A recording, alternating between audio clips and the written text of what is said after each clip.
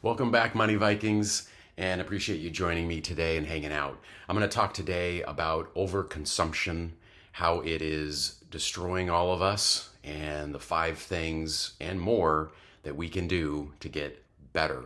So let's dive right into it. So before we do, I have a very special sort of offer out there.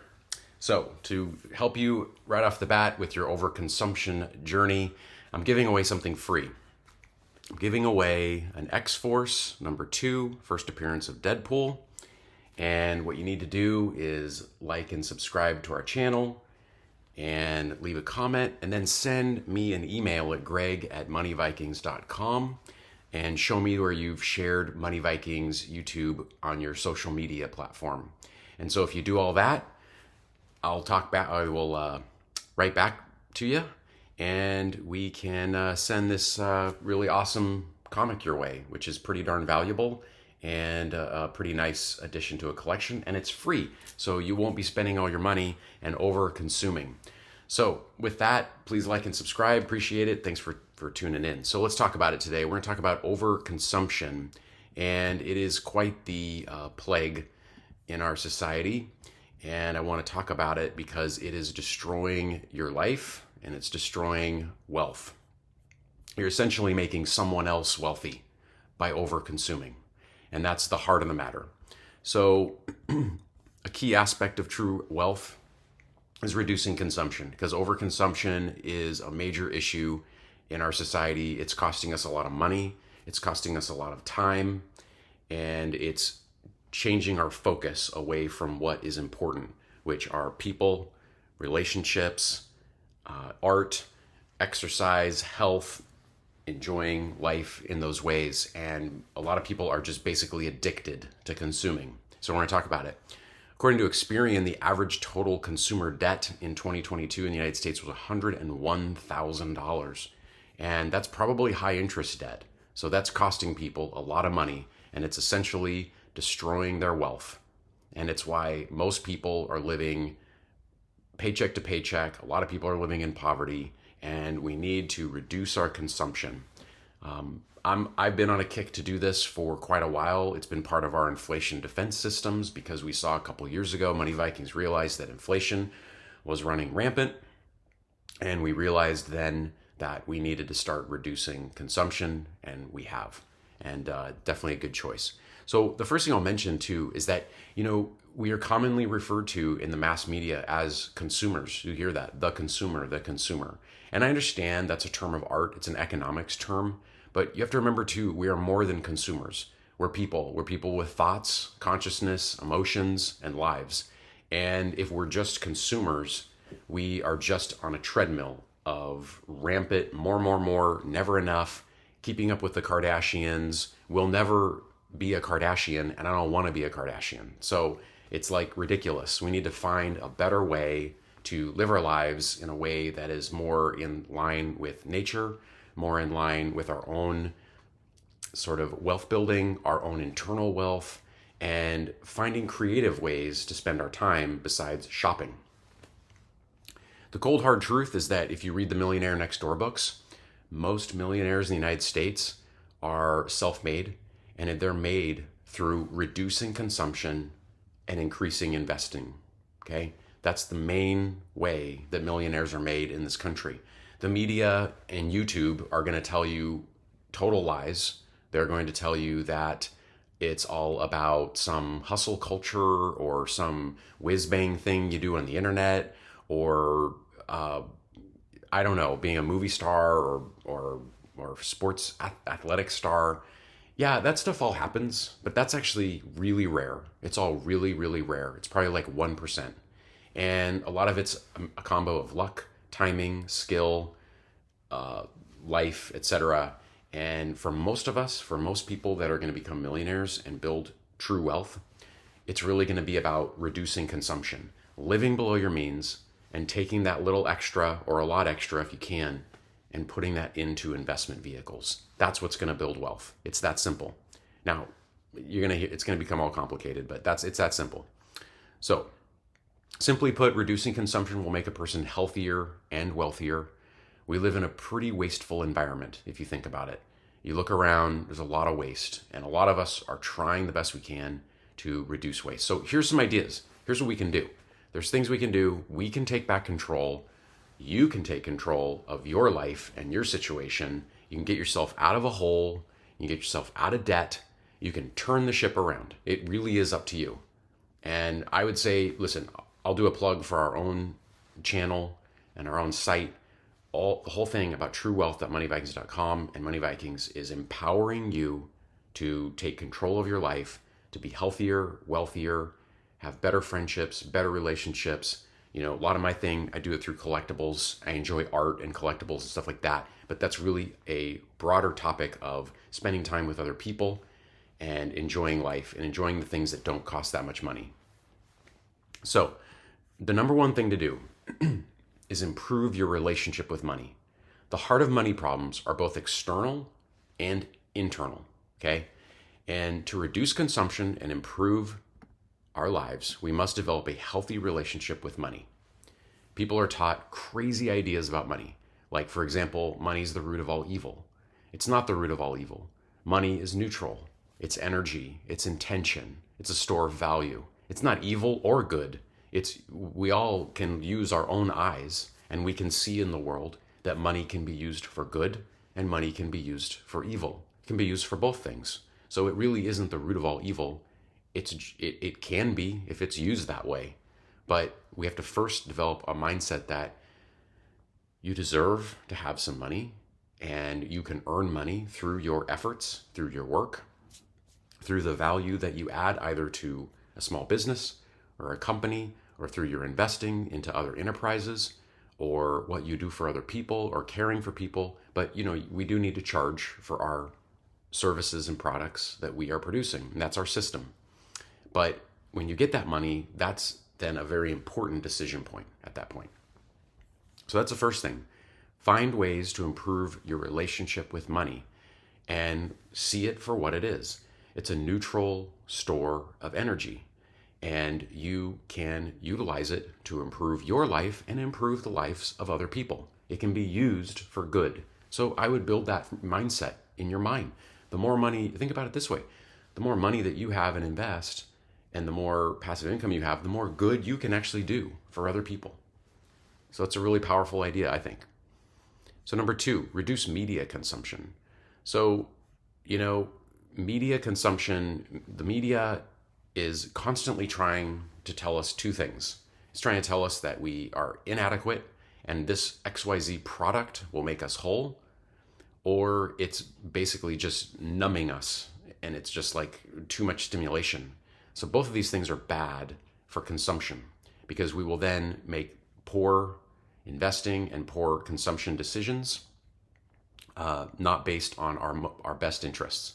So just be skeptical of too much media consumption, right? Okay. So this is another one. So this is just about be mindful of your energy use. This is a way to reduce consumption just in your household. So, there used to be a thing where people would turn off lights or turn off the air conditioning, set it to a reasonable level, or turn off things that aren't being used at that moment. And you can see in the modern world, maybe because we have lived in such a world of abundance for the last few decades, that there's a lot of people that can be very wasteful in this area. And sometimes the small things make a slight difference in our perspective. And I really believe those grow into a great trajectory if we can just make those subtle shifts. So just be mindful of that. Recycling and composting. This is more about reducing consumption and thinking about the life cycle of things in our society. So all the plastic, all the cans, all the stuff that we're using to make our modern life so convenient, let's make sure that that's being recycled and being reused in some way. And you can make money off of recycling as well. The big thing now is to compost. And I've been getting into that in our backyard garden. Think about taking all the organic waste and putting that back into your soil and then actually growing something, right? So then you're like working with the environment, you're working with nature, and you're being more thoughtful about resources. Okay. So just simply shopping less, right? So buy nothing groups. I'm a big fan of these buy nothing groups that have popped up, and it's a great way to. I've enjoyed the way you connect with community members, and you can really help each other. You know, maybe someone has a child that's older and they don't need the stroller anymore. Well, they can put that stroller up on this buy nothing group, but someone with a child that's maybe 2 or 3 who needs a stroller can use it. And in that way, you've recycled, you've helped a community member, and what I find is it always comes back to you. You pay it out, and then you'll find something that you need. So you're just sort of trading and recycling stuff within your community, stuff that's really fine. Gently used things. I'm getting more and more into used things. There's really not a lot of reason to always buy new things. And sometimes the shiny new thing isn't as good. It's kind of nice to have something that's gently used, in my opinion. So stuff is a big one. So we've written a lot of articles over the years about the Marie Kondo KonMari method. I really like the way she thinks about stuff, because the stuff around us does affect our energy and affects the way we feel. You guys have seen the Hoarders show. It's really bad. That's pretty odd. So think about the stuff you're bringing into your home and consuming before you bring it in, right? Really think about it. Homes are another one. So we're spending too much on homes, a lot of people. So there's nothing wrong with having a smaller home that you can afford. And it's going to cost you less in maintenance. It's going to cost you less in utility bills. It's probably going to cost you less in property taxes. And you're probably not going to be as inclined to just fill it up with a bunch of junk, So that's another area to actually consume or help consume less. Cars is another one. We spend a tremendous amount of money as a society on cars. And there's nothing wrong with, maybe we should get back to having one vehicle, or, just having a gently used vehicle, just another idea. I kind of touched on this.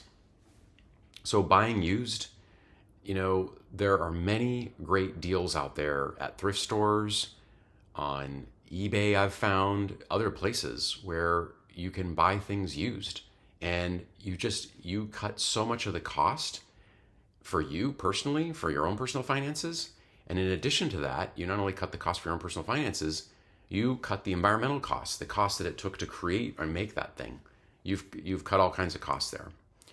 So there's some other ideas. Some of these aren't as practical for some people, but we could use public transportation or carpool. And I understand that's not practical in some cities. The city I live in, that's kind of harder to do. It is possible, but it's not as easy.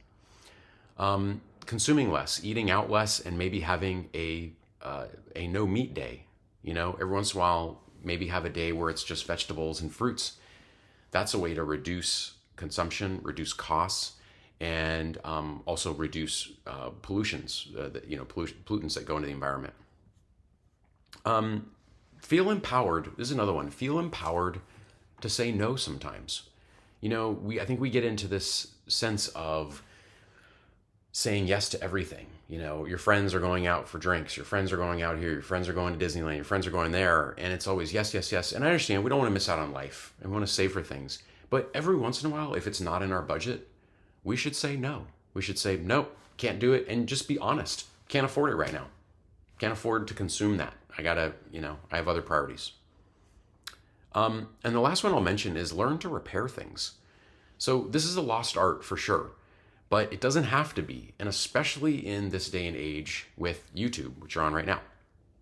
So I find YouTube amazing with this. You can find how to repair and do anything because everybody's done it and they're filming it. And it's so awesome. I think it's an amazing Renaissance type time of information. Like, we all have so much information. Some of it's kind of bad, but some of it's really good. So this will really save you money in the long run. I've had family members that have been really good at this. They've been able to repair so many things, and they've saved so much money just being able to, a classic one is I see people throw away vacuums sometimes. And I've had the experience before where if you grab that vacuum and you have the time and the inclination to do it, and you start pulling it apart and trying to fix it, basically just a bunch of hair got caught up in it, and they just were like, oh, it doesn't work anymore, and they throw it away. And you're like, You're just taking your scissors or an X-Acto knife or something, and you're just cutting all the hairs out. You get all that stuff out of there, and you just like give it a shop vac, and you clean it up, and all of a sudden it works. And it's like, oh my God, this is crazy. So anyway, keep that in mind as well. So hey, check out truewealth.moneyvikings.com. We have a lot of other ideas on here, but here's our little graphic here. Don't let overconsumption destroy you is the point. You know, it's okay. None of us are going to have everything. And sometimes in life, it's nice to long for something a little bit. It's okay. It's part of the journey. We're not going to have everything. You know, sometimes sometimes you don't get what you want, but you get what you need. Rolling Stones, right? You don't always get what you want, but you get what you need. I think that's actually a really, really amazing saying. So, hey, thanks a lot for watching. Please check out our other videos on investing, health, and collectibles. And appreciate it. Please like and subscribe and share on your social media as we grow the channel. And you all take care of yourselves and take care of each other. We're going to continue to be a positive YouTube channel that is trying to put out the best information to help you live a life of true wealth. So thanks a lot for watching, and see you next time.